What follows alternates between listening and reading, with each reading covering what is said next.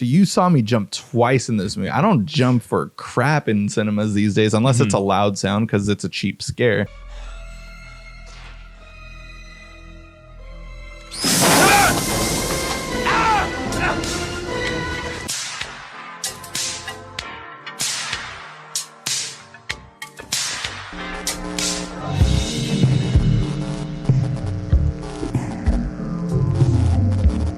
You're watching Direct to Dumpster. My name is Blaise. I'm James. And this week, we're talking about arachnophobia. Hollywood Pictures and Amblin Entertainment present Arachnophobia. 8 legs, 2 fangs, and an attitude. Arachnophobia is a movie I remember watching on a local TV channel in San Jose, California as a little kid. I already was traumatized from spiders, but this movie just built on it. It was basically like pooping on poop to make it just bigger and more disgusting and just worse. And this is a very bad metaphor. Yeah, it was a disgusting metaphor. I don't know why I used that. Never heard of that metaphor. But anyways, yeah, I think that had to do, like my brother also has a huge arachnophobia. And I think that had, like this movie kind of stoked those flames even further. Because this is like one of the 8 VHS that we owned. Like was arachnophobia. Only 8, damn. I mean, we had like 8 movies that we just watched the shit out of. But you guys had cable though, so you guys got to watch that. We didn't have cable. Oh, really? No. Snap, damn. So we frequented the rental store. Right on. Yeah, no, Arachnophobia, and while I never owned it, this is a movie where you can watch on HBO now, but we went to the VHS collection for this one. And yeah, it was, I mean, I love watching stuff on VHS, but I'd say this movie really holds up for the most part. Just like, I mean, some things might be off, like whether it's the soundtrack, I thought like kind of felt a little too TV-esque.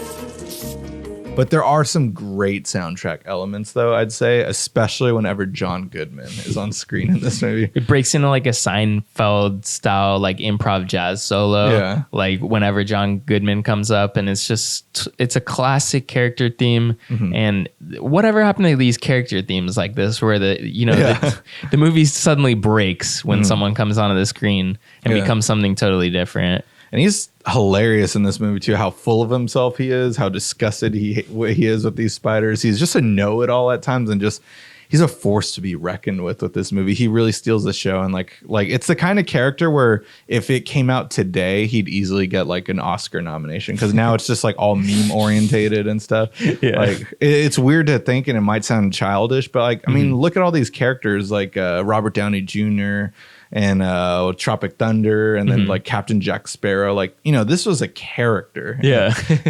Give him that Oscar from 1990. You don't have to act, you just have to play a character, an iconic character. It's like Will Smith as the genie. Right, exactly. If there was no genie before, if there was no Robin Williams genie, Will Smith would have got an Oscar this year. That's why we're getting all these like remakes, because like they're like, oh, remember that character. Beetlejuice was a character. When's that Beetlejuice remake coming out? Goes Hawaiian or whatever. Is that really what it is? I don't know. I just always remember hearing about it from Kevin Smith Tales and stuff. I'm surprised that's not a TV show. Tales of Kevin Smith from the 90s. I think it's comic book, man. That's what it's called. Oh, there we go. But anyways, yeah, I think that this movie is like one of those movies that's like, it gets close to being like one of the perfect movies, because it's a throwback to these old school Roger Corman, New World Pictures style. Like, oh, let's take this and like make a horror movie. Okay, Worms, let's make those in a horror movie. Or Tremors, right? Or Alfred Hitchcock and the Birds. Yeah. You know, it's like, or The Blob, like something like that. Like this takes like, all right, spiders, let's make a horror movie out of it. It's like a fun family movie. It's comedic at the right times, but then there's like the crazy horror elements. So you saw me jump twice in this movie. I don't jump for crap in cinemas these days unless it's a loud sound, because it's a cheap scare.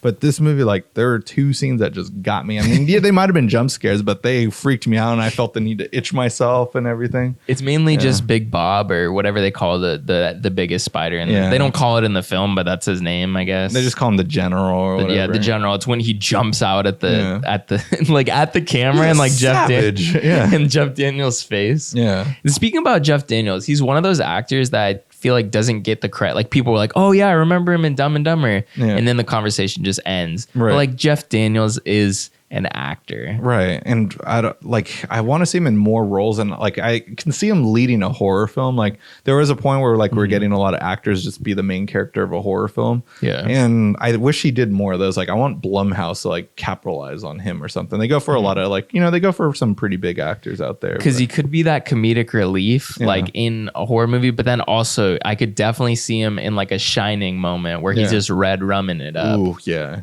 So that would have been a good throwback, actually, if we ever get a remake of The Shining.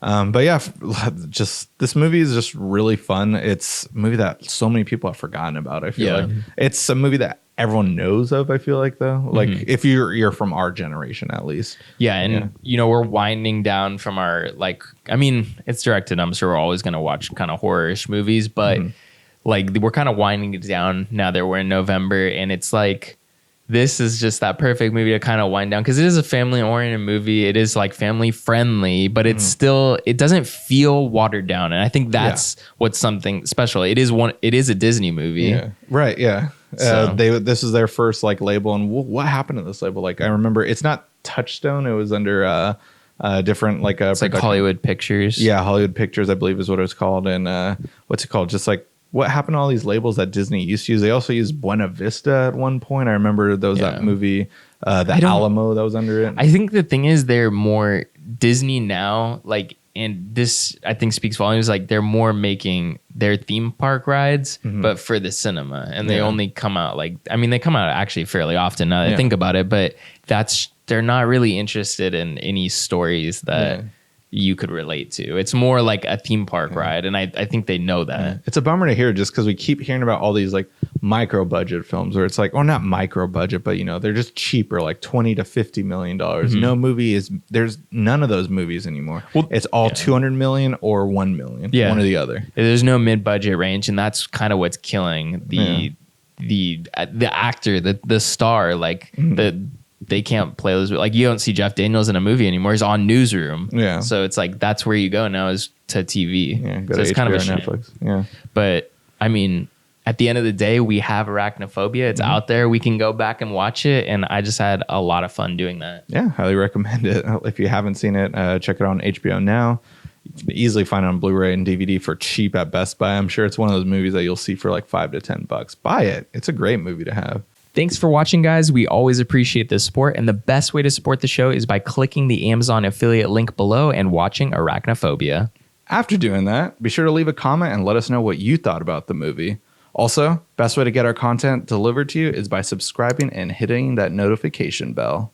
That's going to do it for this week. Tune in next week for a new episode of Direct to Dumpster.